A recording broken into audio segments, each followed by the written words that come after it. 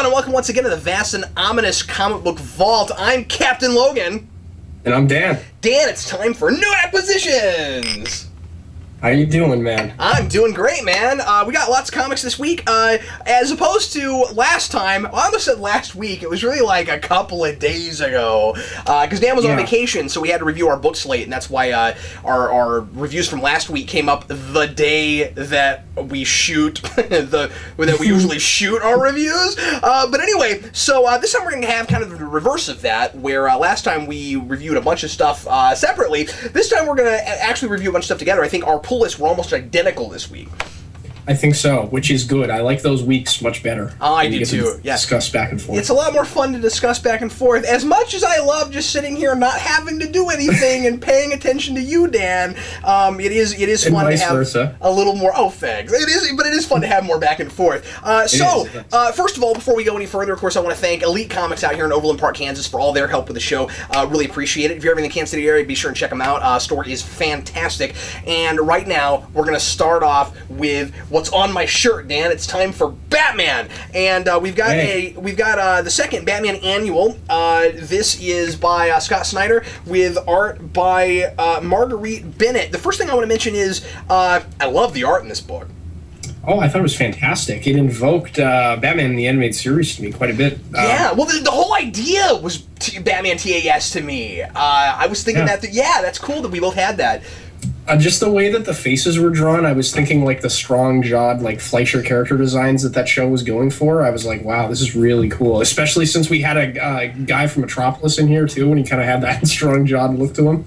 It was fun to get to. Not that we've never done this with Snyder's Batman, but it's fun to occasionally see somebody else come in and draw with Snyder instead of Capullo. I love Capullo. Don't get me wrong, but I did get kind of intrigued seeing somebody else's name on this, going, oh, cool. I wonder what the art would look like, and it did not disappoint. Here we get a really intriguing Arkham story that postulates that maybe Arkham is such a terrible place for villains to recuperate, to become sane again and good working members of society because of Batman. Maybe it's actually Batman's fault because of just his attitude about criminals, and that he just finds these mental head cases and throws them in Arkham and doesn't care about the rehabilitation, just cares about getting them off the streets. I think that's really smart. This is not the first time that this idea has been considered, but it's the first time that I've seen a single story tackle it like this. I agree. It's very interesting that we're using Batman as a way to sort of look at the way that we treat mentally sick people in our society, really, because, like, we have this character here, this villainess, who was the first inmate to ever go into Arkham Asylum, and she's still there.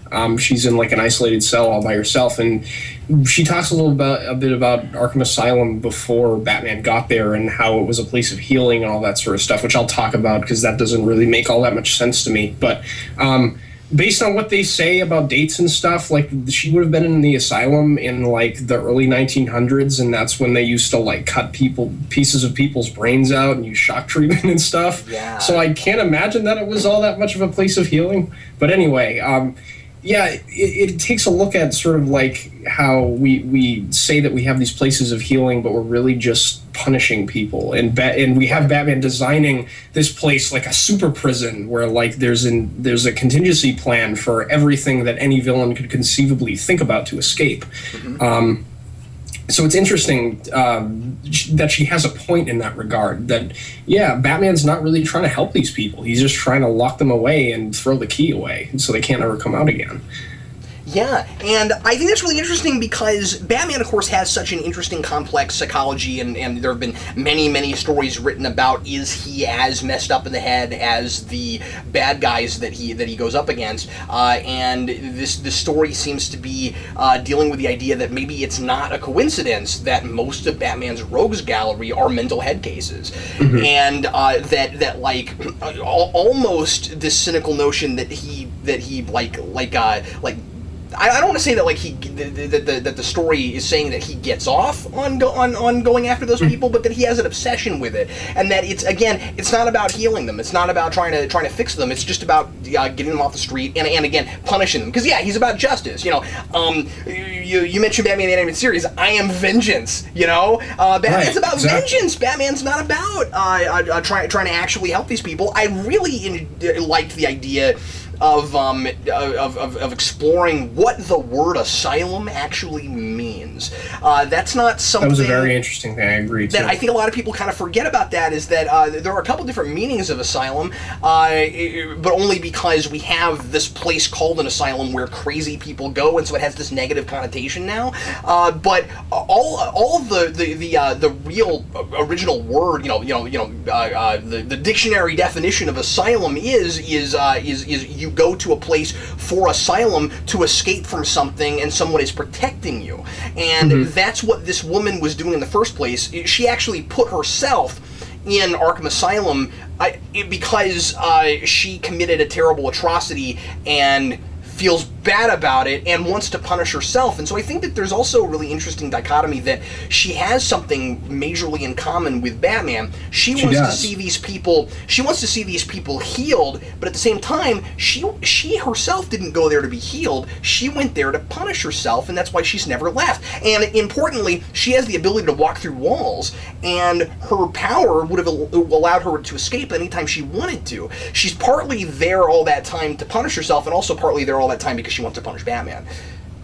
Right, and I think one of the other things going on there too is like the notion that I've heard this expression used a lot in relation to when older folks will reminisce about the past generation and the time that they used to live in, where like a lot of people will take a look at the past and it always looks a little bit brighter because you get a little bit more of a cynical viewpoint in the world as you get older, and that's something that, Batman himself is ingrained in the character. He has sort of a cynical, the way he looks at things. He says, well, some people are just beyond help, and, we need to remove these people from society and put them somewhere. And that's one of the things that I thought was interesting between the two of them. And we have this character Metropolis coming in that sort of has an outside perspective, a little bit more of an optimistic perspective on everything. And I love that he's the one that sort of comes through at the end, and we're left with an optimistic note at the end where he's sort of maybe the one that's right out of the three of them. And it's I really like that idea quite a bit. And it's fun that they play up the classic Gotham versus Metropolis, because that gives you the subtle Batman versus Superman without Superman even appearing or being mentioned. Exactly, in the book. And that's pretty neat too, because that's how those cities have always been characterized, at least contemporarily. That Metropolis is the city of optimism, the city of hope, and Gotham is the dark city of pain. Right, yeah. The famous Denny O'Neil quote is, Metropolis is New York City during the day, and Gotham is the dark underbelly of New York City at night. And that's very prevalent in here, and I like that. Snyder's always been a guy telling stories about these heroes and their effect on the city and how that molds, and not just the city molds the characters, but I think Superman and Batman definitely have a larger effect on the city and the ideas and the people that live in them, just like a leader would of a nation, that sort of thing, the ideas that they convey for the people and that sort of thing. It's really interesting how he's playing with all that stuff, and it's not like a big thematic crux of the story, but it's all there, and it's very interesting to think about all of those sorts of things. This is a pretty dense annual for what we got here. I mean, it's $5 and it's got more pages, but there's a lot going on here idea-wise. I really, really appreciate it. And I think the best thing about it, just on the surface, before you even get into the ideas, is Snyder made up a new villain. And she's interesting, and she's contrary to the regular Batman rogues, and she's kind of inspired because she's connected to all of those classic Batman ideas of mental instability, and yet what she hates Batman for is that he thinks that he creates that in other people, and that he perpetuates it and makes it keep going on. And yet she's clearly one of those people, because what sane person who can walk through walls stays in an asylum for over 100 years? I just think that's fascinating. And importantly, nobody even cares that she's there. You notice that? Like people don't pay attention to her anymore. She could probably walk right out and nobody would care. Yeah, I mean, she's like I was sort of saying before too. She's representative not just of the mentally ill people that we sort of shove away and don't want to deal with in society. Right. So we put them away. Same thing with elderly people in like nursing homes and things like that. It's the same sort of thing. Like as a culture, we just don't appreciate our elders the same way we used to. No, most of the time when elderly people will get of age where they need to be taken care of by their kids, a lot of them will just say, I don't have time or the patience to deal with that. We'll just throw them in a nursing home and have them be treated terribly by, people that we pay to do it. So I thought that was an interesting thing to deal with in here too. And I like that on the surface of it. Again, it's not too preachy about that because it's not at all. Because it's just a good Batman story. But all of that stuff being in the background, it made me think about those things, and it's I think some pretty accurate commentary about those things. I agree. I've heard from not just things I've watched and read, but from personal accounts of people that have visited or been in places like this. I mean, there is no place like Arkham Asylum, but to certainly but to psych wards and places like that a lot of those facilities really are like this. On the surface, they're supposed to be about helping the mentally ill, and at the same time, that's a for the more extreme cases, especially. It's a very hard job. It's a very difficult thing to do, and a lot of the time, people just give up on patients, and those places end up not being healthy because, after all, the majority of the people there are the mentally unhealthy, and then sometimes working in places like that can also cause mental health issues and mental instability in the people that work there. And there have been a lot of Arkham Asylum stories that have been told about that, about people that work in Arkham and then become as crazy as the people that are living there, like Harley Quinn. We have, but more minor characters too. So I think that Snyder is doing some things that are in the Batman tradition, but then doing some things that I haven't really seen before. So it's kind of nice. Yeah, I agree, and I think one of the very scary things about this new villain too is that she's someone that Batman can't really use fear to control, and he can't physically combat her. Like Batman's whole thing, like. That's the reason why Frank Miller made the fascist comparison with Batman, is because he sort of uses fear to control the city and keep the criminals in line. He's just the benevolent fascist. He's the guy that you're glad to have on your side because he's using fear to control the bad people, not everybody at large, and doing bad things to everybody. So then I gotta wonder. I've never thought about this before, Dan.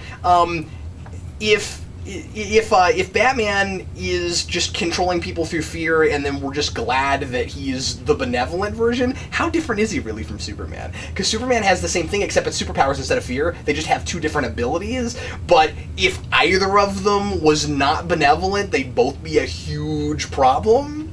So they both turn into fascists at the end of the day if they both went evil, which is, it draws more parallels and similarities between the two of them, and that's why I think that relationship between the two of them has been so interesting. Yeah. And Snyder is commenting on that in this book as well, True. Which is really interesting. Yeah. So what big problems did you have with it?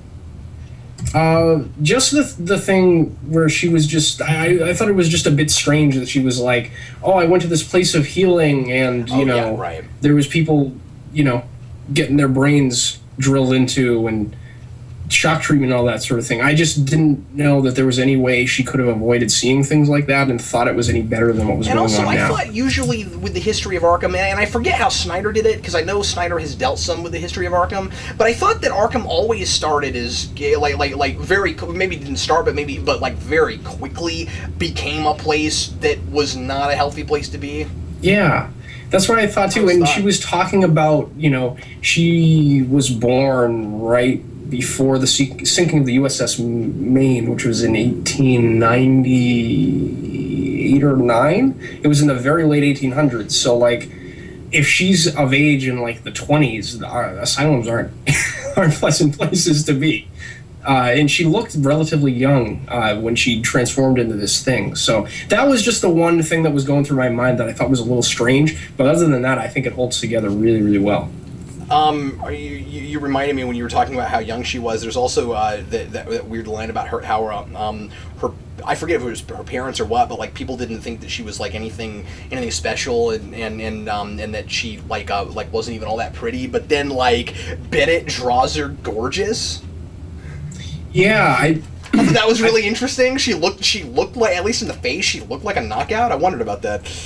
And that was very of the time that they were talking about she was born into, too, where like that very early feminist movement where women were looking to empower themselves and that sort of thing, before the movement we had later. So that was very cool to see. Snyder had some very interesting history things in here, too, that I appreciated because I like that sort of thing. He's always been good with that, but he's never really stepped, like... other than like the World War II stuff and Superman Unchained, which is a place that everybody pretty much goes. World War II is a big topic of discussion in comic books especially, but like I haven't really seen him delve into too much like real world history stuff, so that was really cool to see. Dan, let's go ahead and move on now to Ninja Turtles number 24. And this is such a great issue. This is really dense. There's a million things going on, and you've got Old Hob finally working with the Turtles and Splinter, and also you've got Slash and Old Hob working together. There's this really interesting notion toward the end where Slash is maybe kind of becoming the fourth turtle because Leonardo is the fifth turtle. Oh yeah. No, kind of the fourth turtle because Leonardo is gone right now. He's becoming Shredder's lieutenant. Dan, I was absolutely blown away when Leonardo finally shows up again and has to deal with his brothers after he's been brainwashed by Shredder. What did you think of this? This was probably one of the best like fight payoff issues I've read in a very long time. If you were to read this on its own, just as a single issue, I don't think you'd get like all the emotional resonance that's going on in all of the fight scenes and everything. But if you know like the reincarnation thing and Leonardo and Splinter's relationship, the relationship between all the brothers and Leonardo, all the interesting dynamics that have been set up in this series between the five of them, really, and you know, April, Casey, Angel, all of these characters that have sort of become a part of this ragtag makeshift family kind of thing. It's just so sad and so tragic to see Leonardo fighting against these people and not wanting to belong to that family any longer. The fight scenes are so well drawn as well, and Santaluco's art helps and in displaying all the very volatile emotions that are going through these characters as they're fighting and everything. Like especially Raphael, his facial expressions, some of the ones he has here are just painstakingly, great looking, and how they're conveying his rage and his pain and all of the stuff going on in his mind. It's just, it's very, very well done. I was thoroughly impressed, just like you said. I love that we can take this book so seriously, and yet on the surface of it, if you took all the balloons away and everything, nearly every issue of this book has something that looks absolutely absurd. And the absurd stuff, I don't know how he does this. Waltz finds these ways, and Santaluco too, because a lot of this is in the drawing. Waltz finds these ways to make the goofiest things be some of the most emotionally resonating things. When you see Leonardo's new Foot Clan outfit, it looks ridiculous, and yet it's terrifying all at the same time. Like if you just saw it, it's ridiculous. Because I had two reactions when I turned the, because I was really hoping we'd get to see that here, and I didn't know how full tilt they were going to go with it. I thought it was just going to be Leonardo wearing the black mask. I didn't know they were going to go this full tilt with it, man. And I mean, like he's got flash bombs on his belt and stuff. It's really, he's fully armed. He's fully armed. Shredder claws too. It's neat, and of course he's got the Foot Clan symbol all over him. And I two things went through my mind. The first was, wow, this is scary new territory. I never thought I'd see Ninja Turtles in any incarnation go here. And well, I guess three things, because I'm sorry. The next immediate thought was, boy, I hope that this isn't a cop-out where he's pretending to be the bad guy, and then at the end of this issue he sides back with the Turtles. I was really worried about that. Yeah. The third thing is, God, I want this to be an action figure. Oh, that'd be awesome. The first thing I thought of after all the emotions, the emotional plot stuff was, I want an action figure of this. Yeah, that would be really cool. And other than what's going on with the Turtles too, did you really like what they did with Casey and the stuff with Old Hob? I was really impressed that we're keeping some sort of consistency with old Obb's character as an outsider, where like he could side with the Turtles, or could side with the Shredder, and like he just goes in his own direction and tries to play everybody against each other instead of joining one of the two families. He can't really fit into either of them still. No, and I would not have appreciated that as much if I hadn't read his one-shot, because that's old Hobbs' background. He has known love, and he's known deceit from the same people. And so he can't trust anyone. So he has the ability to have and show compassion, as we see at the end of this issue, without giving it away. Although there's some question as to how much of what happens to help the Turtles was really his idea, and how much of it was not him at all. There was a little bit of question that's kind of fun.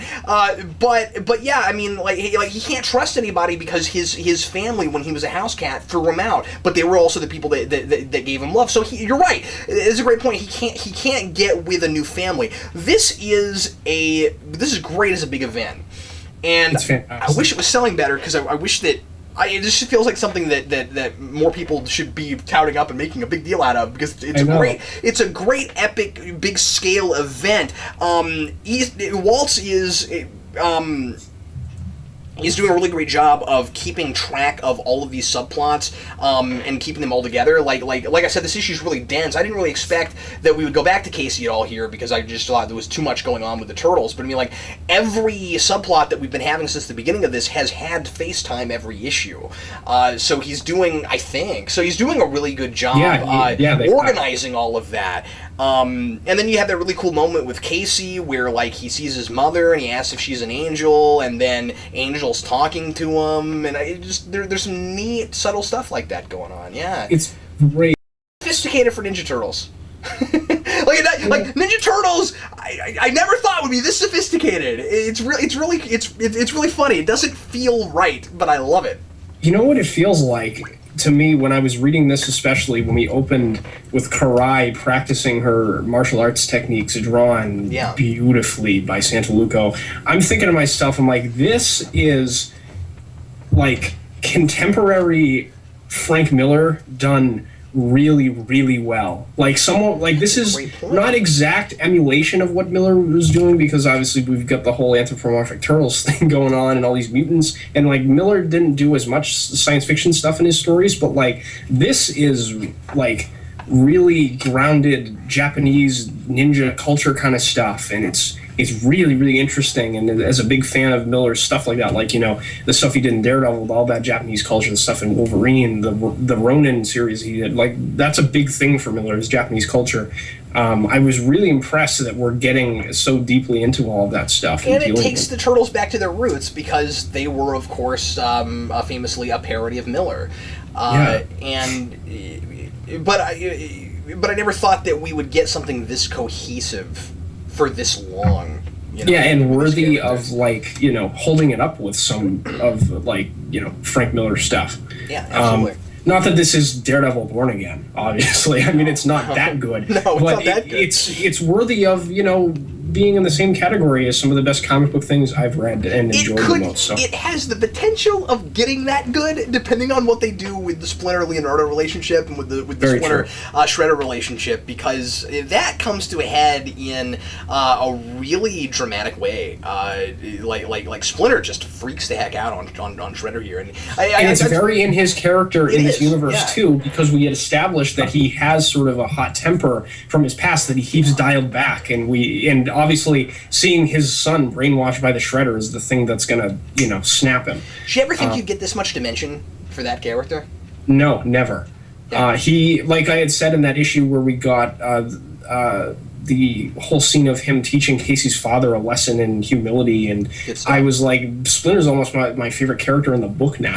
This is the last thing I'll say about this, because we should move on, but I want Black masked Leonardo for like 15-20 issues. It's so interesting. I don't think they'll do that. I think it would be really hard to come back from that if he owned it too hard and for too long, and I think that there's a bit of a mystery right now as to how much of that is as to exactly what's going on with him. Don't you think? I'm not 100% sure of how much of it is straight up brainwashing, or if he's actually buying into any of what Shredder's saying. I'm not 100% sure if this is going to be a light switch thing at the end of the day, where they unbrainwash him and now he's normal Leonardo again. I kind of hope not. I kind of hope that it's more that there's more dimension to what's done with him, to where there is a part of Leonardo that kind of wants to side with Shredder. That's where I'd like to see it go. I would love, and I don't know if they're going to go in this direction. We've had some sort of, the brainwashing sequence that we saw made Leonardo think that he was Shredder's son instead of Splinter's, and then he was reincarnated. Exactly. How interesting would it be? Because they draw parallels with that idea in the Secret Issue of the Foot Clan miniseries, where the Shredder has a thing with his father, too, and how he was reincarnated, and how that defined his future, and all that sort of thing. Right. It would be very interesting if they were to reveal that, Oroku Saki... because I remember in various incarnations, him and Tang Shen have a pseudo relationship thing going on. What if he was, Tang Shen and Rokusaki fathered, they came together once, maybe by force or something like that, and she had Leonardo as a kid, and Amato Yoshi didn't know it initially, and that sort of thing.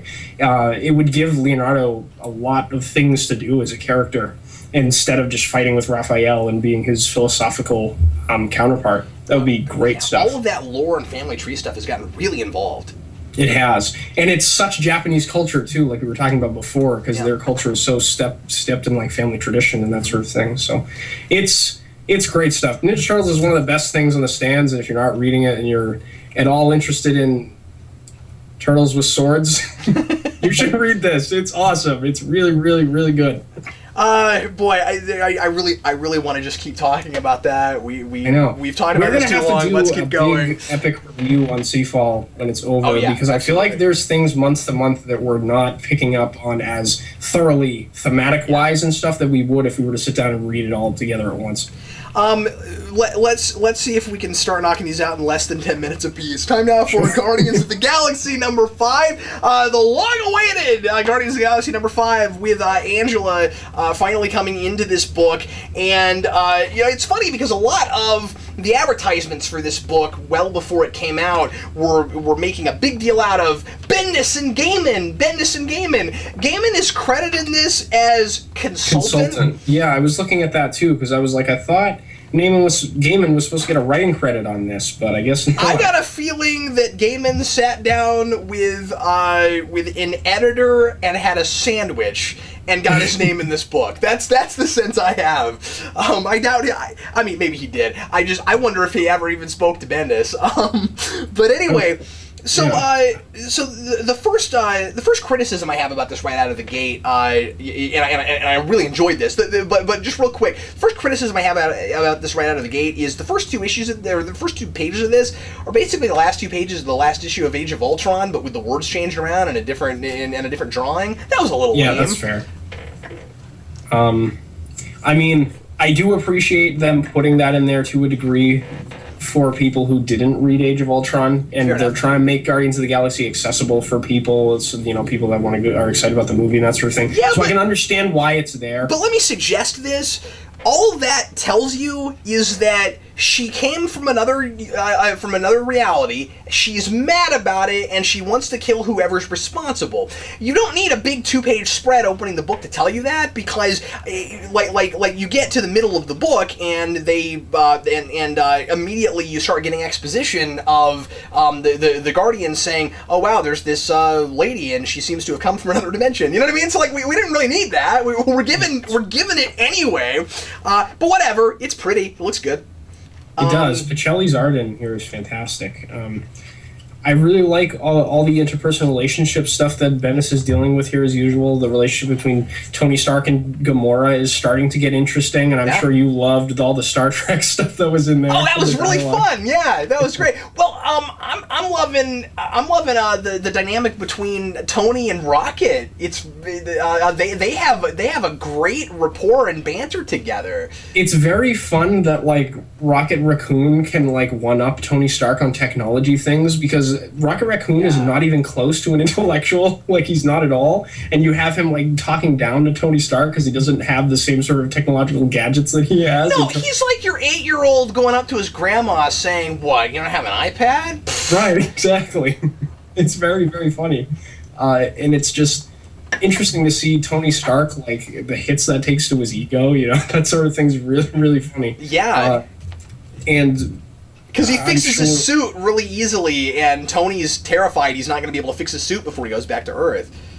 Right, and I love the little scene we got of, I think it's like a one-page scene, too, of Drax the Destroyer, where he's torturing one of the aliens that had invaded Earth in the last issue, and it tells you so much about his character, where he's just like, he knows this sort of warrior culture inside and out, like he's an expert at torturing people, and there's this one scene where he scares this alien when he's torturing him, you can tell, and he won't get any answers out of him, and he's like, now I know what you look like when you're scared.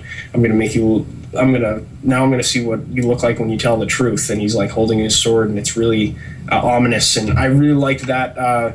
Bendis is able to give us a one-page dialogue sequence and tell us so much about a character. And I think he's an expert at that sort of thing. And I think that over 5 issues now, he's been very gradually introducing us more and more to what each of these characters is like, to give us a sense of the diversity of them. They're each very distinct, very different from each other, and you get the sense that Bendis, when he started working on this book, when he was putting this together, maybe saw something in these characters that other people hadn't seen in them before, and got the sense that no, these are characters that don't have to be second and third stringers. There's definitely a place for them in the Marvel universe that other characters aren't really filling right now, and this is becoming this really distinguished team. If you've never read Guardians before, if you don't know these characters, but you just start with this book from the first issue, up to 5, I feel like I've already got a really great sense of who all these people are. But then there's also a nice sense of mystery for each of them. Especially with someone like Rocket Raccoon too, where like you know a little bit about his personality and that he's like kind of jokey and he says he kills people, but other than that, you don't really know all that much about him. It's really, really great stuff.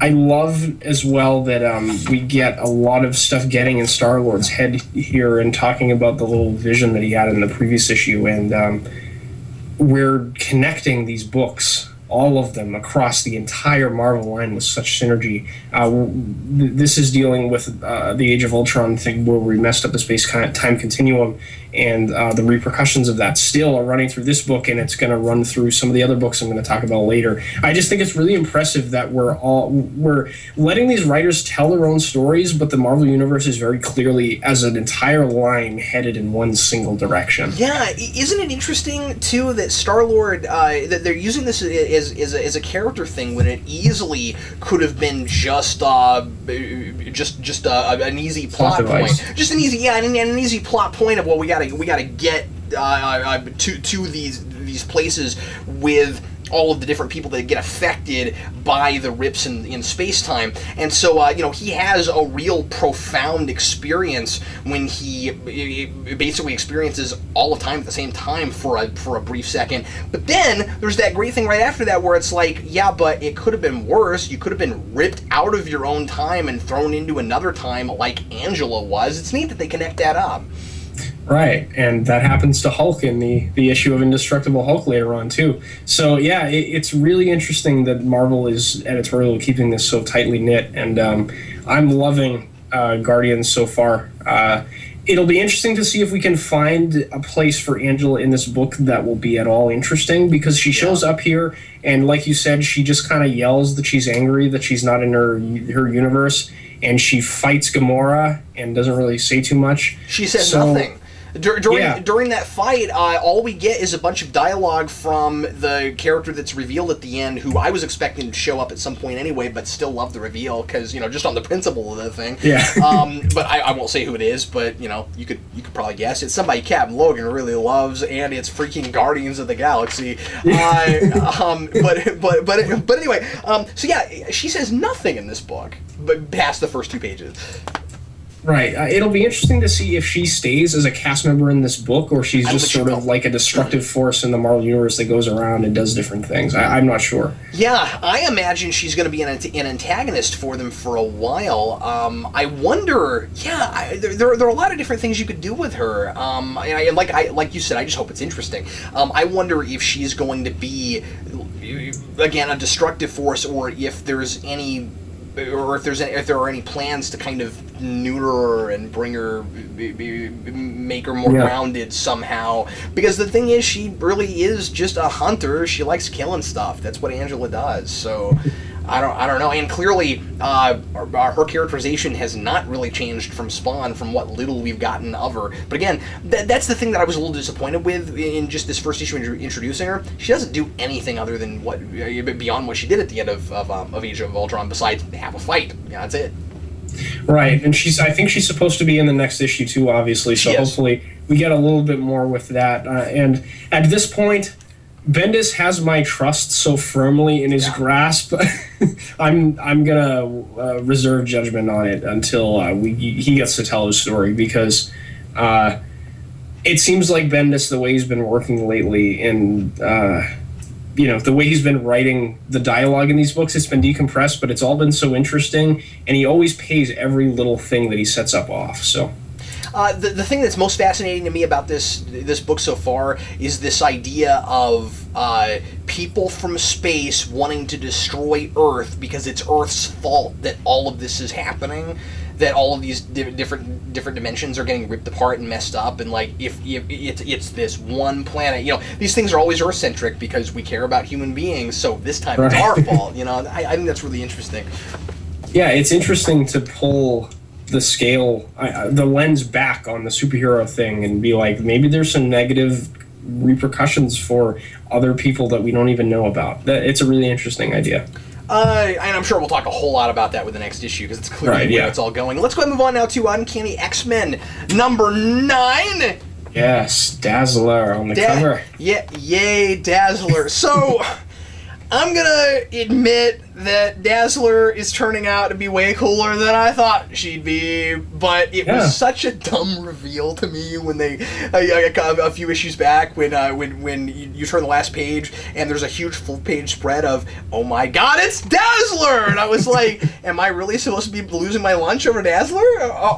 All right. That's fair enough. She's not a character that I was all that invested in either. I know she was like in a lot of things in the 90s, like she was in the X-Men arcade game and all the X-Men video games at the time she was in, so I guess she was a popular character, but I wasn't reading X-Men at the time, so. This idea of having a mutant who is an agent of S.H.I.E.L.D. is, I think, a really cool idea, and I'm fine with her being that, because I like how she tries to deal with the Goldballs guys' family, and how infuriated she gets at them because they react about like you'd expect. Well, they basically react the way that Iceman's parents do in X2, only maybe even a little more extreme than that.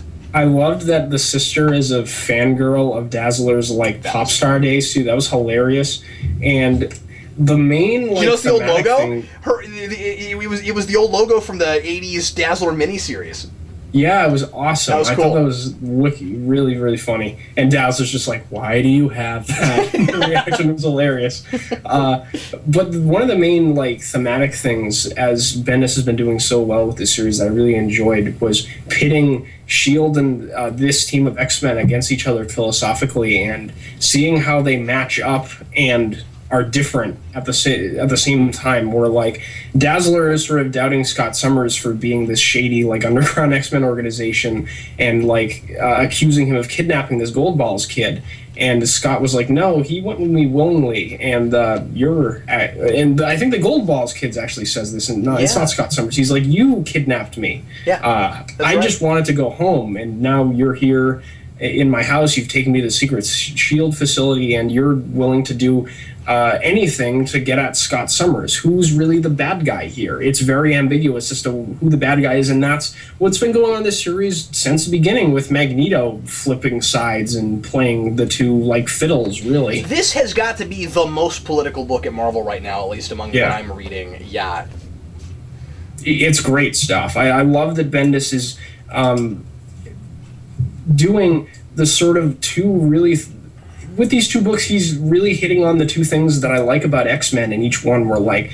This also has a lot of the interpersonal relationship drama stuff, but that's amped up to like 25 and all new, and I like that about it. That's one thing I really like about it, because that's something that X-Men has always had. It's always been a drama that just happens to have action in it. And Bryan Singer said that that's what he tried to do with his X-Men films, and that's why I think they were so successful in adapting the source material. Right. Here, we're getting the politics of X-Men and all of that sort of thing. And I really, really like that. We have two distinct tones for both of them, and they're both warranted, and both X-Men at the same time being really different from each other. That's just how it's been since the beginning. Not that this issue specifically deviates or is any more or less like that than the other ones, but that's just something I really like about it. But it's at the forefront and hard not to talk about. I just really like this Goldballs kid. He was the one that I really latched onto of these kind of new characters, and I get the feeling that he's probably going to get thrust in a place where he's going to end up being an X-Man. I think, he's probably going to be one of the major up-and-coming teenage X-Men that Bendis will be using moving forward. I think so, too. Especially since we're spending so much time with him. Yeah. And he's out of all the characters, we haven't seen anybody else's parents, home lives, that sort of thing. Can I suggest something that I don't know if you'll agree with? Sure. He reminds me to a degree. I mean, obviously his feelings on things are maybe somewhat different, but he kind of... It's almost like if Miles Morales' best friend had superpowers. I was thinking the same thing. Okay, cool. So I'm not alone there. Yeah. Oh, you're not crazy. He reminds me that was something I was thinking in my head too. He reminds me a little bit of Gank. Yeah. Yeah. Just the way he reacts to things.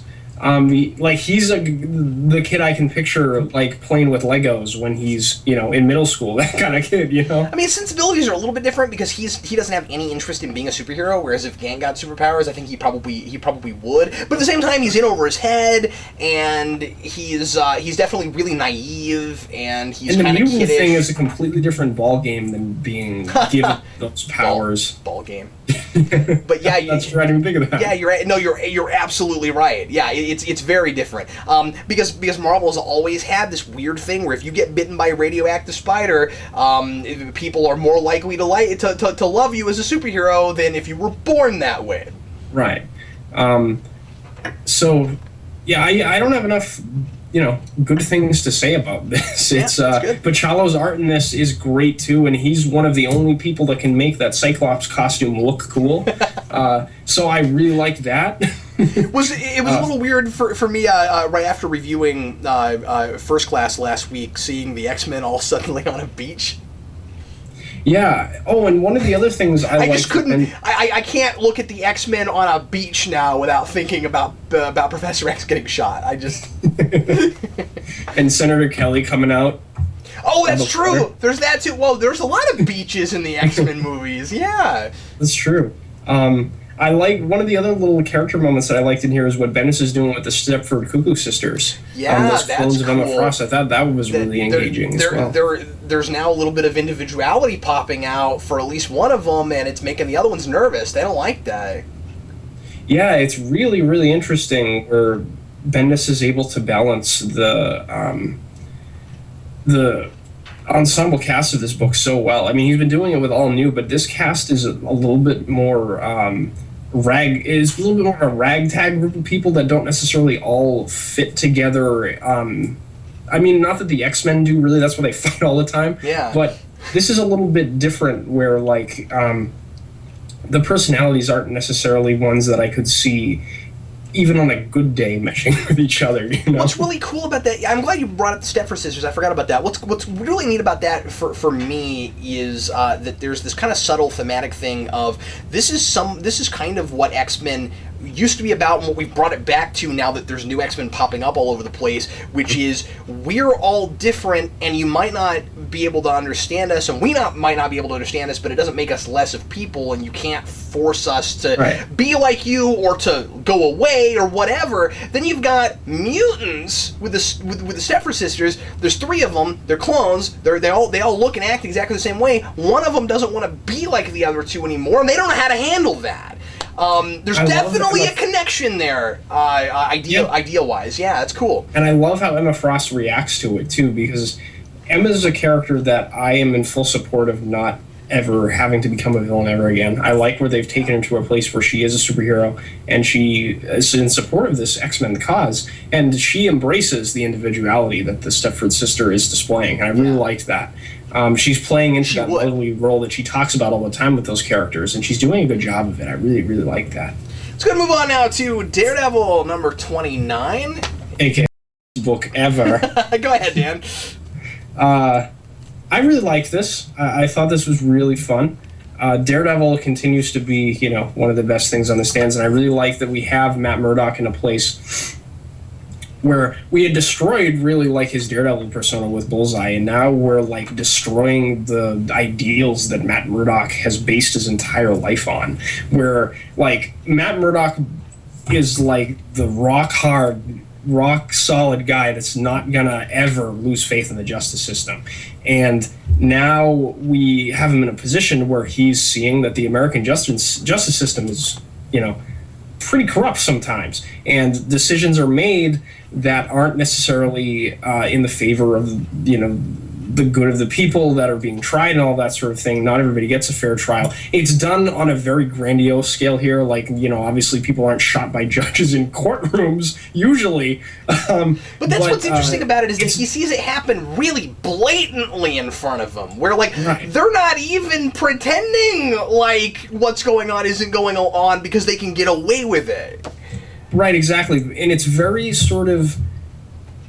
I don't know if this is necessarily in the book, but I think that is very telling of the current, political climate in America where, politicians will directly do things that are unconstitutional, and because they can get away with it, they don't even try to hide anymore. And that's sort of like what Daredevil's going through here. He's seeing the system that he wants to believe into so bad, just doing things that are so contrary to the ideas it was founded upon. Yeah. And it's very interesting to put Matt Murdock in that place, because without that, his belief in justice and that sort of thing, Daredevil as a persona doesn't really exist for him. What purpose does Daredevil have if he can't use the justice system as a way to put the criminals away that he's fighting, rehabilitate them or whatever he wants to happen to them? It's a very interesting position, especially when we have him locked in a courtroom and he can't leave either. I liked that situation too. Matt Murdock's whole worldview and way of approaching being a superhero is really it really hinges on both of those personalities, and exactly. You can't have one without the other, because if you don't have Daredevil, then you just have a blind lawyer, and he's got things he wants to do that he can't accomplish with that. If he's just Daredevil, he's a vigilante. He might as well be the Punisher. And he failed Jack Murdock, more importantly. If he's not a lawyer and he just fights people in the street, Jack Murdock, that's the exact opposite of what he wanted for his son. So he's letting his dad down at the same time. Right. And that's the core of his character. The point I'm making is that if you don't have a justice system, you can't have Daredevil. Exactly, yeah. Yeah. Because if you don't have the justice system, Matt Murdock can't be a lawyer, and he can't justify putting on that costume and failing his dad every night. No, because ultimately, because ultimately what he's doing is he's upholding his own brand of justice. He can't do that. He can't just uphold his own brand of justice. He's got to be upholding the system that he believes in. Otherwise, he might as well go move somewhere else. Right. Matt Murdock is an arrogant character by nature, and he's confident in his own abilities, but he's not arrogant enough to think that he is Judge, jury, and executioner. Like the Punisher does. Exactly. I think that what I got the most out of this issue was twofold. First of all, Rodriguez's art blew me away in this one. Oh, I thought it was fantastic, just as good as Samney. Yeah, I really liked it. I could deal with him being the rotating artist with Samney. I could deal with if Samney decided to leave the book, he would be the guy I would want to see replace him. He does some really neat things with perspective. In the middle here, it's really cinematic when you get the action stuff, and this isn't a book that always has a whole lot of action. So when you've got it, it's always fun to see what both of those artists do with it, because they don't always do the conventional thing. There's that neat shot where you see all the way down a stairwell.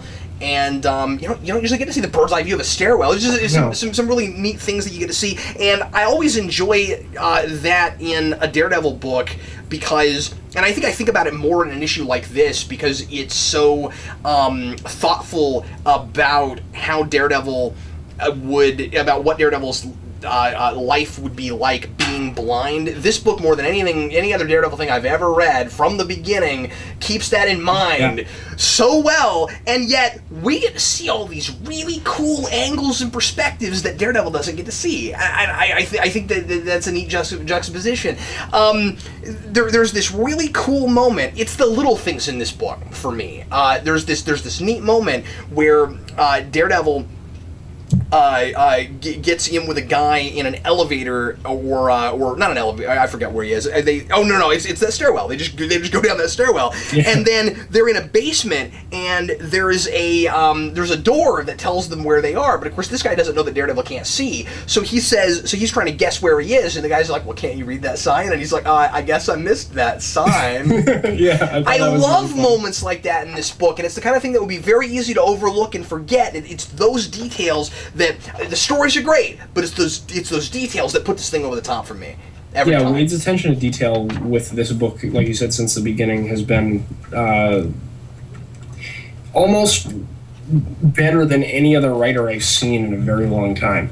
It's like Bendis, the way that Bendis has his detail with dialogue, I think Wade has that detail with all of the little plot intricacies and that sort of thing. Not that he doesn't do the characters well, because he's spot on with those too, but I agree with you. The way he's able to set up these compelling mysteries that all connect in such an organic way when you put all the pieces together by the end are really fascinating. And we had said that, we were going to be interested to see whether or not this book was going to continue to be one of the best things on the stand now that Wade's, first couple of years on this book, that story he was telling was over. And we're getting this little breather arc, and I thought, we're going to get this fun little arc where Matt Murdock's going to revisit his childhood. And it's turning out to be something much, much bigger than that, with this secret society that, has infested the entire infrastructure of the American justice system. Right, yeah. It's very, very interesting. I guess the question is it too big? Do we need to have a little breather right before that, or is it okay that we were kind of duped into thinking that, and then now there's this other big thing?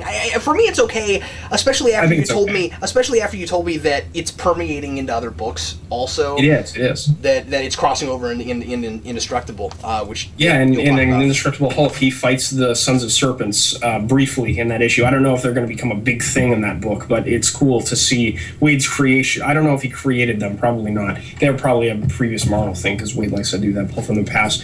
But it's interesting that he's using those two things in his two books at the same time for completely different purposes. So it's very cool. And then the next issue, the cliffhanger, I don't know exactly who that is at the end, but if it's who they're saying is going to be the next issue, that's very cool. It's a character that I've been waiting to see pop up in a Marvel thing for a while now. We'll have to talk about this after we're done with the show, because I don't want to give away what it is, but it cracks me up because they tell us at the end that there's a character that's going to appear in the next issue, but that's clearly not who he's looking at in the chair. And then it just cracked me up because I started imagining, what if that guy was sitting in the chair when he walked in? That's what I was thinking. I was like, that's kind of hilarious. But then you can clearly see that the outline, the silhouette is not that person. But anyway, that just cracked me up. I was like, wait a minute, that's not who's sitting in the chair. Let's go and move on, shall we? Venom, number 38. Yes. Dan, can you believe that we've had an ongoing Venom title for 38 straight issues? I was literally thinking the same thing when I sat down to read this today. I was like, wow, this is issue 38 of this book. I cannot believe that. I would have thought this would last like 12. And it's continuing to be really, really enjoyable. The first thing I want to throw out before we even start talking about the story Sure. is I guess I keep starting with art, but I really want to do that here because we complained about Kim Jacinto last issue. I liked the art a lot this time. I was actually fine with it. I thought it was much better. Yeah. Yes. I guess I'm saying in comparison, but I liked it a lot. And we got the return of the Jack-o'-lantern, and that was the big thing that I loved about that he drew last issue. And he's Jack-o'-lantern's all over this one, and maybe that's helping. But yeah, I thought it was a big step up. Yeah, I really liked the art in this much more. I think because it didn't do that weird thing with the coloring that it did last time, where it was like really gritty looking, old school comic book dot coloring, but it looked modern at the same time, so it was really jarring and strange looking. There's a little of that to be had, and there's a little bit of that ultra cross hatching that we had talked a little bit about when we had criticized it earlier, but it's reeled in a little bit. Yeah. And you can see the emotion on characters' faces pretty clearly most of the time, and I really enjoyed that about it. I agree with you. I actually wouldn't mind seeing him continuing to draw this book if it's going to look like this every issue. I was really enjoying just all of the action in this issue. This is not a real story-heavy issue. It's a lot more about just Jack-o'-lantern comes back and Flash Thompson starts fighting him. I was a lot more intrigued by the cliffhanger than I was by anything going on in this issue. It really does feel like kind of a stepping stone issue, which is fine because I enjoyed every page. It's just I was a lot more interested in the big thing that we see at the where I was like, what's gonna happen there? But yeah, when you have Flash Thompson creepy Venom tongue through this much of the issue, because you don't usually get that much of it, fighting his real arch nemesis Jack-o'-lantern. That's about all I need, really. At least for one issue. But what did you think? I thought it was really, really enjoyable. The thing that I liked about this was that the Jack-o'-lantern is totally Flash Thompson's Green Goblin, and that every time he shows up, it's a big deal, and every time he completely breaks Flash down to his lowest point, where we had him destroy that relationship we had with Betty Brant at the end of Remender's run, and because of Betty Brant's character, that's never going to be repaired. Right. She's not going to go out with him ever again. And now we have Flash trying to start a new life in Philadelphia because he hurt the people in New York City that were close to him, and he starts to reach out and form relationships with people and try to help people, be altruistic, that sort of thing. That's a great point. I didn't even think about it like that. Jack-o'-lantern flies in the middle of it and ruins the life of someone that he was trying to make their life better. He was trying to help this girl out, and now her life is even worse than it was when Flash initially had talked to her. So that was really heartbreaking stuff. It resonated with me quite a bit, and I'm really continuing to enjoy Bunn's take on this. It's really consistent with what Remender was doing. It's great stuff. It's neat to see Venom being hunted. Not neat. It's sad, but I mean, story-wise, it's a good idea. He's being haunted by his past. He's being haunted by a villain that has every motivation to hate him. And I appreciate that because Jack-o'-lantern ruined his life. From Jack-o'-lantern's twisted perspective, Venom killed his father. So and he brings that up here. So he's got that going on. So it's kind of a tit for tat thing, and I like that. And also just kind of the fun Halloween motif of it's a Jack-o'-lantern and he's haunting him. I don't know. And I thought it was great too that we had this girl who, unlike Flash and unlike Jack-o'-lantern, who had fathers that were kind of really abusive to them and took advantage of them and didn't really care for them too much. This is a girl who had a really loving father and didn't appreciate him all that much. It's a flip of that dynamic, and it was really sad to see her lose her father right after, brushing him off as kind of a crazy old guy that's watching stupid game shows on TV, Yeah. It was really interesting. Was I reading that right, that the deal is she's figured out that Flash Thompson is Venom and is trying to tell him that? Yeah, because in the previous issues where Eddie Brock and him are at the school, she saw that whole thing go down. And that's right. Okay. See, when I read that, I was having a hard time telling exactly how much of it she saw. So when we got into this, I completely forgot about that scene. Okay, cool. Yeah. So that was, where the whole reason why Jack-o'-lantern selected her was because she was going there to confront Flash. So at the end of the day, it is his fault. And one of the things I wanted to mention to you, too, that I don't know if you picked up on it, too, I think Cullen Bunn is subtly seeding Flash getting more and more taken over by the symbiote. If you notice, he calls Spider-Man the Spider in here. He talks a lot about more aggressive kind of things, and the Venom face comes out a lot more than it did before. Yeah, I was wondering about that, and it makes sense that would be triggered by negative emotion, and by passion. And that seems to be going on. And he talks a lot about Spider-Man and Peter Parker in this. I like that he's discussing. Yeah, he does. I like that he's discussing how he used to idolize Spider-Man, and being in Philly here, he's kind of trying to become Spider-Man, but then Venom is taking him over more. That's a great point. So he's gonna have a really hard time being a superhero, especially if his supervillain is gonna come in and destroy his personal life again. Well, you can't just keep going to different places. Yeah.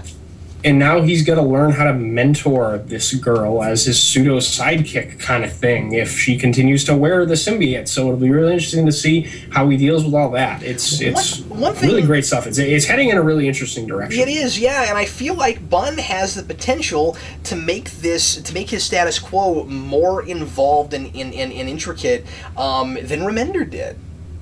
Yeah, I mean, it's coming up now, right? Like, I was thinking about this when I was reading the book. I wonder when the point will arrive at where Cullen Bunn's run is actually longer than Remender's run. Yeah. Well, Dan, it's time now to go to our last team book together, and that is What If AVX number 4. Yes.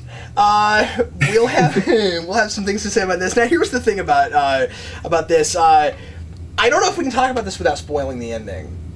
I don't think you can, really. So, spoiler alert, yeah, if you haven't read the books yet and you don't want to know and you're really excited to see how What If AVX ended, stop here, come back later. We try not to give away spoilers because we try to post this right after the books come out and help people decide what they want to get, but this is the last of a 4-part miniseries. If you haven't been buying this, you're probably not going to go out in the stands and buy issue 4 this week, and I'll start right off by saying I'm not recommending this one anyway. So, anyway, we're going to spoil this, so skip ahead to the next timestamp if you don't want to hear about this book and hear us spoil it or read it before you listen to this. So, here's what I like.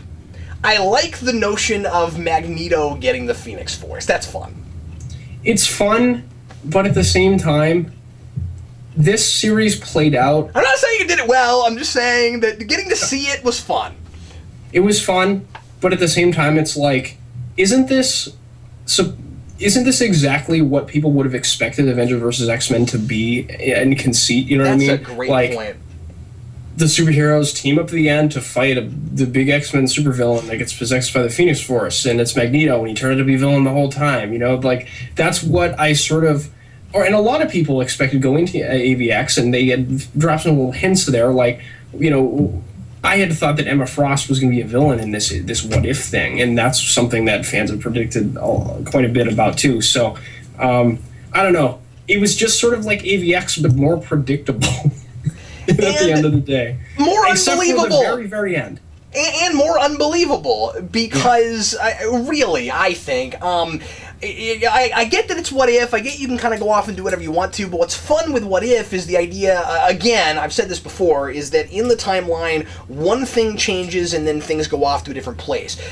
Ergo, your character shouldn't suddenly have, different sensibilities or motivations unless the catalyst is what changes some of that, and they shouldn't be less complicated than they were, and I feel like you had that with Magneto. I think that with the whole, that's what I thought. I feel like with the whole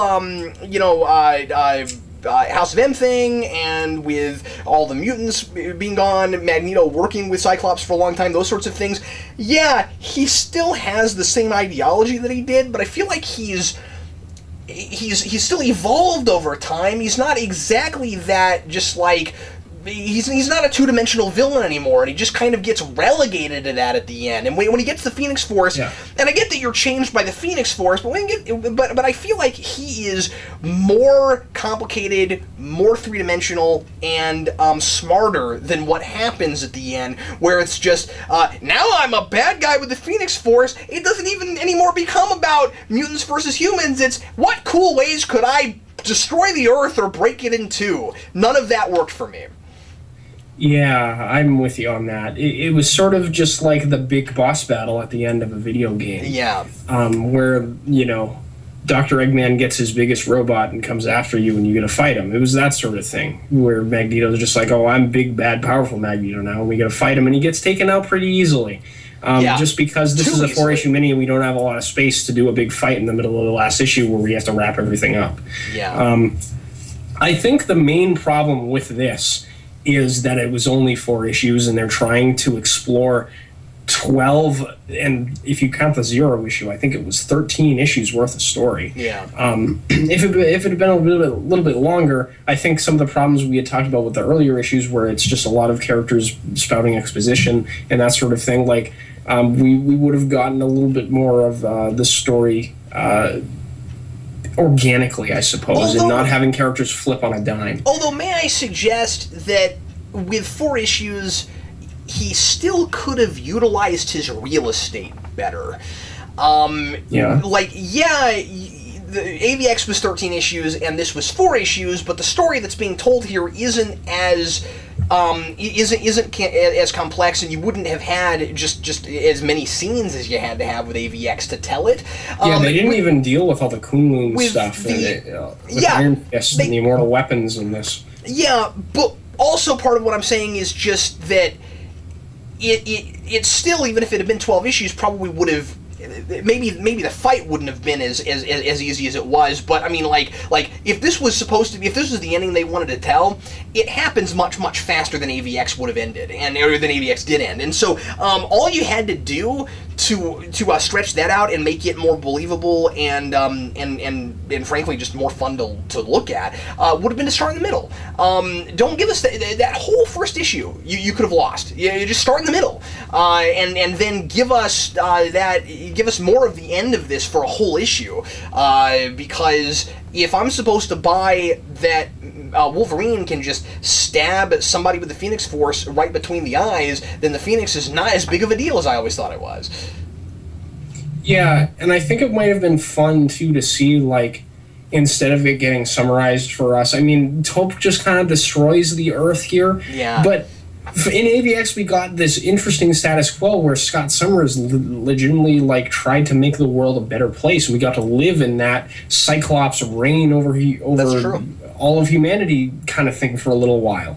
It might have been fun to live in Magneto's reign as the Phoenix, or Hope's reign as the Phoenix. Like, she's relegated to sort of a plot device here, where she's just like, Magneto's like, you should be evil, and she's like, okay, and then they go do evil stuff. And Magneto's really the villain behind everything. I think it's sad that the both of them are kind of oversimplified. I get that. I get that Hope, if she wasn't trained properly, the whole fear in AVX was if she got the Phoenix Force, the same thing would happen to her that happened to Jean Grey. I get that, but I still think that she would be more complex with the Phoenix Force than just, and now I want to kill all the humans. And also, it's sad because the idea of Magneto is going to be the one that tries to train her to be able to deal with the Phoenix.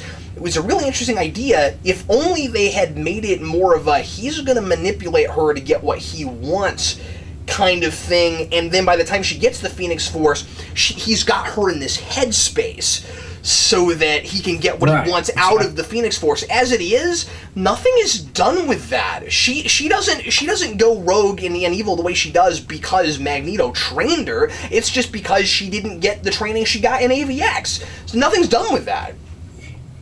I was thinking about her background, too, and this is just because I've read some stuff with her pre-AVX. I think it's sort of strange, too, considering that she was raised by Cable, that she immediately goes, let's kill all the humans. who's the son of Scott Summers, who doesn't have those sort of ideas at all. Yeah, that's a good point. That's something that I thought was a little bit... I'm thinking about it now was a little bit of a quick thing. But again, this is a 4-issue miniseries, and even if they wanted to go into detail about her background and all that sort of thing, I don't even think they would have had time. No, they would have had time. It's just hard to buy what she does. Yeah. Right, exactly. Yeah. What did you think about the very, very end? I hated that. Yeah. Yeah, that didn't work for me at all. That seemed self-indulgent. It seemed like I don't really know this. Do I know this writer? Palmiotti, yeah. He's done what else have we read? Jonah Hex stuff for DC. He was an inker on Kevin Smith and Joe Quesada's Daredevil run. Okay. He was one of the big guys behind Marvel Knights and bringing Marvel back from bankruptcy and that sort of thing. Yeah, so I probably read a little bit of them here and there. I don't want to just start accusing people of things because I don't know if this is true. Here's how it read to me. Mm-hmm. It seemed like the self-indulgent fan thing of the person that wrote this likes Wolverine with Jean Grey more than he likes Cyclops with Jean Grey, and so he's got to see them together. That was the sense I got. And so it was like, this is the ending for all the fanboys that wanted to see them together, regardless of whether or not it makes any kind of sense. So I didn't like that. It was really self-indulgent. Yeah, I was thinking, like, if you're going to start a new society, like Adam and Eve style with... Yeah, it was Adam and Eve style. With people... Would you choose an immortal man to be the father of everybody? That's a good call. And I don't know, like, because I feel like Jean wouldn't have chosen Wolverine. Because now it's almost like he's and the thing is too, isn't Jean? I guess I was a little confused as to what exactly was going on there. If they're starting over like that, is Jean just straight up Jean Grey, or is she still sort of Phoenix Jean somehow? Not sure what the idea was, but like... Because what I'm wondering is, are they both immortal, maybe? I suppose so. I don't know, but the thing about it that I didn't like too... My point is, the reason I asked that is because then they're not just Adam and Eve, they're also God. Yeah. Yeah, anyway. One of the other things I didn't like about it was that it was a double cynical kind of ending where the heroes lose, everyone dies, and basically the kind of message of the thing is like Jean Grey's like, we need to cleanse the earth every once in a while because, people do bad things to it and we need to start over. Saying that humans have had their time on this earth, we didn't do anything good with it, and now it's the mutants' turn. Yeah, you're right. It's like the mutants as a race win, and I don't. And Magneto got what he wanted at the end. I don't want to see that. Yeah, and I get it. It's what if? It's a different universe. It ultimately doesn't matter at the end of the day. But you're telling a story. I still feel like it didn't have to be that cynical. Yeah, and it plays like it's this happy ending, but it's like Magneto really did win. He got the Earth destroyed. And the mutants are the only species left. See, sometimes what-ifs will end with, like, a really terrifying, it's a good thing that the real one didn't end this way sort of thing, and where it's just kind of a fun O. Henry sort of thing, a Twilight Zone sort of thing. This wasn't Twilight Zone. It felt like you said, I felt like this thought it was positive. I don't understand. Yeah. Or at least that was the way I read it. Yeah, that was weird. Well, I mean, look at the last panel. They're in the Garden of Eden. It's shining light. The doves are flying. The heroes are above them in the skies like gods, looking down all happily. Like, that's the way I thought it was supposed to play. It's just a bizarre miniseries at the end of the day. Yeah, it's really bizarre, and the art continues to be really bizarre too. And I didn't really care for it. Just in general, if you liked AVX, this does not do anything to augment or do an interesting enough take. I don't think to warrant buying it. So unfortunately, it's sad because I love What If, and I don't like that we never get What Ifs unless it's like a joke or the end of a big event. If they brought back monthly What If, I'd buy it. I probably would too. Depending on, obviously, if I was interested in the story, like if it was a what if on a book that I'm not reading, obviously I probably wouldn't buy that issue. But but keep in mind that we're reading so much Marvel now, we'd probably be buying a lot of it. And true. I collect what if, so I'd be buying it anyway. But I just mean to read. I don't know. I think it'd be really cool if they did like a Marvel Now What If, whereas like all the Marvel Now stuff they start riffing on. I don't know. Really cool. Since we kind of not rebooted, but since we kind of started the line over with all the number ones, and we've got new status quos and things, it'd be a really good time to do new What If. It would be cool, and I've liked some of the ones they've done before. Like they did one right after Grim Hunt, that arc in Amazing Spider-Man, where Kraven the Hunter came back to life, and it was like a what if Spider-Man had killed Kraven the Hunter sort of thing, and that was very cool to see. And I would like to see more individual character stories with the what if take, because I feel like they work better than doing the big overblown universe spanning events what if sort of thing. But that's just me. Let's go ahead and go on now to our solo books real quick. And Dan, what's the first one you got for us? First one I got is a book that I promised to review this week that I wasn't able to get last week because they were sold out, but I have a copy now, and that's Scarlet Spider number 19. This is by Yost and Carlo Barberi. Oh, Eric Burnham's actually a co-writer on this. I didn't know that. Wow, interesting. That's cool. It says really? Yost and Burnham, and I was like, oh, I thought Burnham was the artist, and I guess he's co-writing. Wait, Eric Burnham? Yes. On a Marvel book? Yeah. That's a big deal. I didn't even know it. That's a big deal for me because I love Burnham, and but he's 2 years ago he was working a full-time job and writing comics on the side, and now the man's working full-time and doing things outside of IDW. That's just really exciting. It is very cool. Yeah. See, sorry, I looked at the credits. I know him a little bit. I've got to send him. I haven't talked to him in a while. I've got to send him an email and be like, dude, you got a Marvel book? Yeah, that's really cool. Maybe he's gonna get some work at Marvel. That'd be really cool to see. That's neat. Dan, we've got to do a podcast with him. I asked him a few months ago if he wanted to do something, and I got busy and I haven't talked to him again. But he was like, yeah, sure, and we just haven't gotten together. But anyway, I've got to talk to him because he's doing everything right now. Yeah, now that Secret History of the Foot Clan is over, I'd love to talk to him about that. Yeah, go ahead. Great. Sorry. But anyway. This concludes the arc that we had started a couple issues ago with Kane and Wolverine going up against the Assassin's Guild. And this is a really interesting conclusion because we have Kane and Wolverine, interestingly, playing off each other where they don't like each other at all. I think that's so fascinating that they have this like sort of semi-antagonistic relationship, similar to the relationship Logan has with Spider-Man, but it's a little bit more animosity. There's a little bit more animosity because obviously Kane is less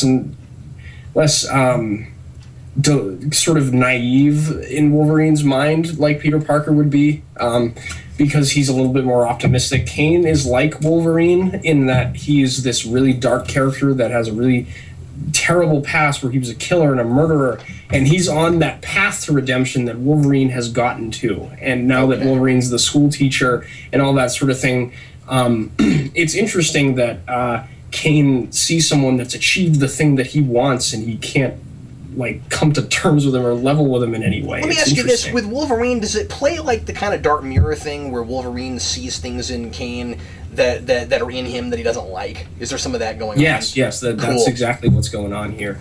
And I really like that dynamic between the two characters. I wouldn't have necessarily thought of these two as being something I would want to see play off of each other, but it's working really well here. Yost, who had started this, and then Burnham, continuing to co-write with him on this issue. I don't think he had co-written any of the other ones, but it sets up a really interesting thing with the Assassin's Guild and a new status quo for them, and we're bringing in Kingpin doing things in the background, manipulating people, so I'm very excited to see where that goes. Very consistent characterization with all this stuff, obviously, too. It wraps at a really interesting place. There's a lot of interesting commentary about death and what that sort of means for people, especially these kind of guys who kill people for a profession, and they don't really see the value in life, in everybody at least. So it's really interesting stuff, and again, this and Venom continue to be the two best Spider-Man related things on the stands right now. I think this is really, really good stuff, and I'm hoping that this continues to be published. If we've got 19 issues of it so far, and I'm hoping that Burnham co-writing this, as much as it would be cool to see Burnham writing this by himself. If Yost leaves, I don't know how much longer this book will stick around, because he's been this sort of big draw for it. So we'll see. Hopefully it still sticks around, but... To be fair, you and I were both worried that Bunn was put on Venom for this book to die, and he's gotten to keep writing it, and it's been good. So maybe we'll get lucky and something similar will happen with that. The difference, of course, is that this book was always selling pretty well, and I'm not sure the same is true of Scarlet Spider. Yeah, exactly. The fact that has the Venom title at the top of it helps quite a bit. That's a much more popular name among Spider-Man fans than Scarlet Spider, obviously. Back in the 90s, I never would have thought Scarlet Spider would get his own monthly. I mean, it's not the same character. Post-90s, looking in hindsight, I'm like, no, that's never going to happen. They're never going to touch that ever again. But if future me, and I don't know why future me would be so ridiculous as to go back in time for this reason, but if future me were to go back in time and say, hey, Captain Me, in the future, you're going to have a monthly Scarlet Spider book, and it's going to be Kane, and he's going to be sort of a superhero, I'd be like, you're full of crap. And it's going to be good on top of that? Yeah, right? and do something better with your time machine, really. And it's going to be better than the main Spider-Man book? Yeah, that part. Well, yeah, and if he had told me about the Doc Ock thing, I'd be like, nah, you just read a fan fiction. I'm gonna my one solo book this week is Batman Incorporated number 13, The Epic Conclusion. Oh, I'm gonna be very interested to hear about this. Well, let me start off by saying I don't feel qualified to review this, so your turn. No. Here's the thing. I feel like with every time I've reviewed one of these, and especially now because this is supposedly the end of this. I say supposedly because it ends on a big cliffhanger, and I mean that's something that somebody else could run with later. And also, I saw in. I'm sorry, I'm backtracking, jump all over the place, but I saw something in here about there being some kind of a special. Like a Batman. I saw that advertisement too. It's like a one-shot, but Morrison's not at all involved in it. But Morrison's not involved in it, yeah. So I wondered about that. Maybe it's just going to wrap some things up, or just tell some cute stories with some of the other characters. I don't know. Anyway, every time I review one of these, I feel like I'm probably going to say something that Morrison fans are going to be like, well, you'd know what was going on if you'd read all of Morrison, or if you'd read all of Morrison recently. I'm positive that there are things that happen in this issue that go totally over my head because I don't remember things that set them up, and I don't know what they're calling back to. I'm positive that's going on. Right. So, from my perspective of just not being as familiar with all of that as I ought to be, I've read a fair amount of it, but not all of it, and a lot of Morrison fans have told me that ain't enough. I'm going to say that this is exciting. It just wraps up too quickly and too easily. I think, maybe, again, I might have a different opinion on it reading all of it together, but just here, month to month, I felt like it wrapped up a little bit too easily. I'm, of course, not going to reveal anything, so I'm going to have to talk pretty cryptically. We've got the big showdown, finally, in the Batcave that was set up at the end of last issue between Batman and Talia. And what I really enjoyed about this is the idea that Talia has of trying to give Batman his big, final, be-all, end-all confrontation with a supervillain. One big thing that makes her different, it's interesting getting this the same week as that annual, because it doesn't play with similar themes so much as this more broad thing is true of a villain. We had in these two books we had two villains that are both different from Batman's regular rogues gallery in that they're not just crazy psychopaths. I mean, you could say that Talia is. She's kind of a there's definitely some sociopathic tendencies. There's plenty of Ra's al Ghul has his issues. But they're obviously different from the standard rogues gallery of Batman villains, and she even has a line where she kind of tries to put Batman in his place and tell him that she's not another, like, a mental patient. She has that line. I'm not one of your standard mental patients. And that's a very good point too, because Batman would probably get very used to dealing with villains like that. Exactly. Yeah. And so this thematically is dealing a little bit with some of the stuff that Dark Knight was last week. In the broad sense of Batman goes through the same things over and over and over again. He always plays out the same scenarios, and this is Talia's attempt to to end all of that. This is very much about the legacy of Batman, about how Batman is going to go on ever, and he's for better or worse, he will continue more or less solving problems the same sorts of ways, even though it's also very different here, the way he does Batman Incorporated, that kind of thing. It was like this was the one big time where he tried something and it didn't work. Bruce Wayne gets taken in by Jim Gordon, almost gets thrown in jail. And he's never been in this place before. But then you've got some monologue in narration from Gordon at the end of this, where he's kind of talking about about the legacy of Batman and about how he just keeps going, and Talia attempts to end it. And it seems like at the core of her motivation is just wanting to end the legacy of Batman. And she basically says either we're gonna fight to the death. I'm gonna die, or you're gonna die, and that's it. And that's what she wants to do. So yeah, that's all really fascinating. I just feel like the way that it's ultimately settled is maybe a little easy. I am fascinated by the big cliffhanger, and I'm interested to see if how somebody might run with that. And I'll just say that it has everything to do with Damian Wayne and Damian Wayne's death. I'll just mention that it's connected to that stuff. Anyway, I also love this cover. This might go down as one of my favorite Batman covers. We've got Batman coming out of the bat symbol from a Batman chest, and then another one comes out of his chest. And it just keeps going, right? And it just keeps going. And I always love that sort of thing, but also, obviously, it's very symbolic of what the whole narrative is about.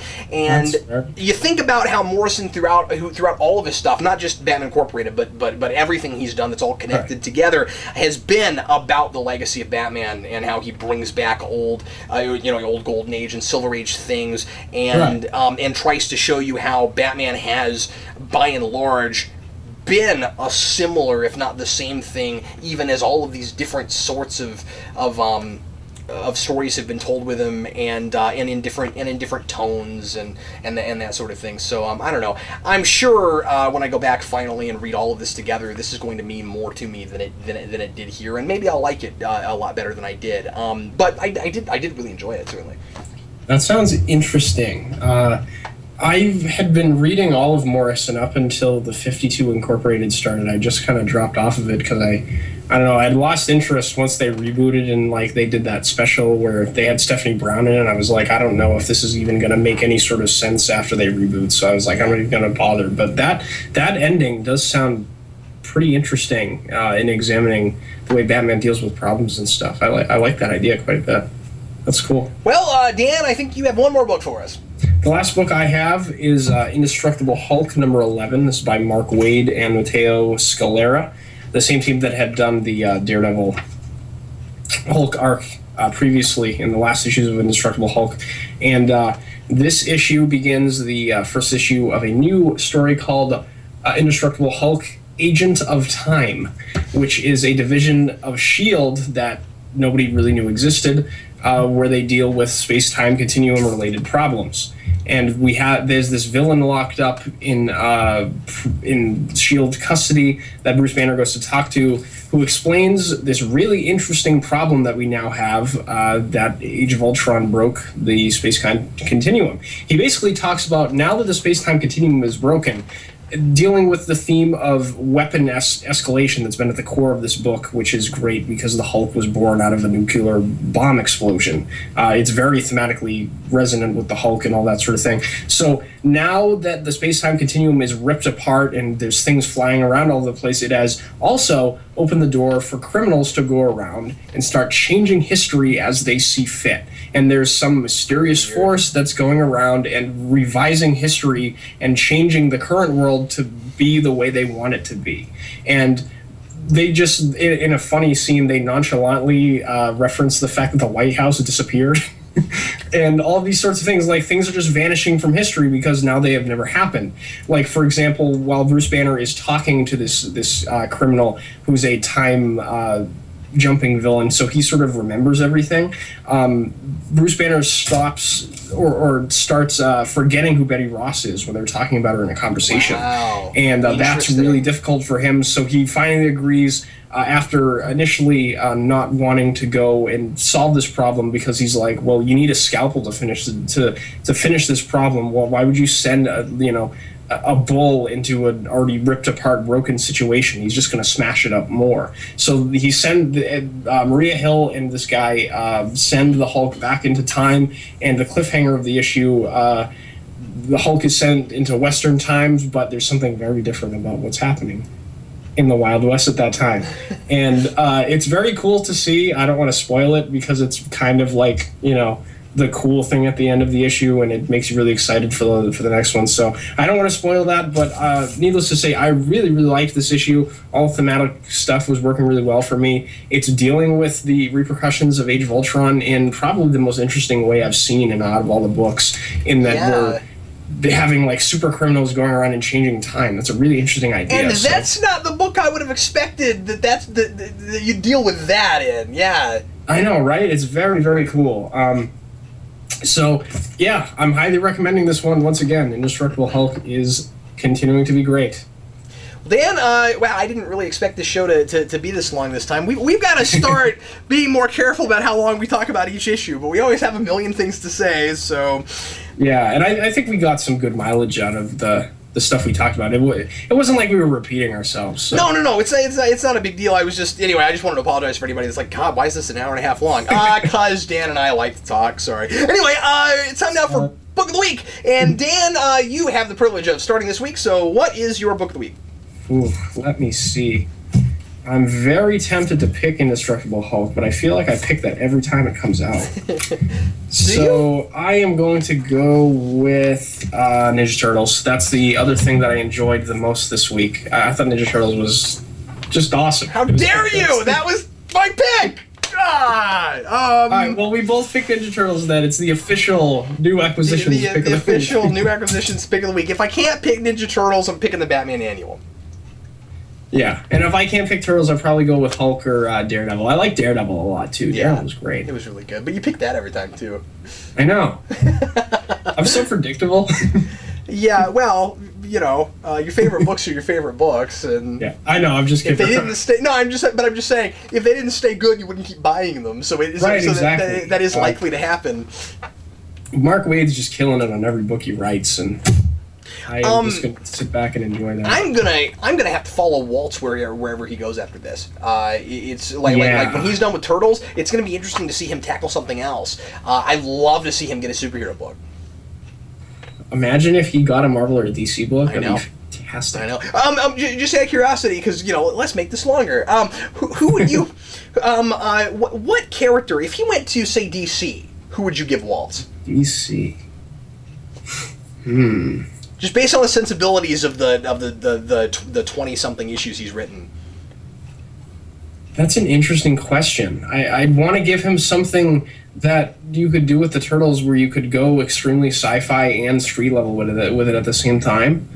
Okay. That has a really interesting mythology. I mean, I don't want to say Batman because he's the most popular DC character and they already have 1 million books, but I feel like that's something that would fit his sensibilities as he's doing it with Turtles really well. Because you can do both of those things in that book and it can mesh, Yeah, that's true. Yeah, I'm having a hard time thinking of what you'd give him over at DC.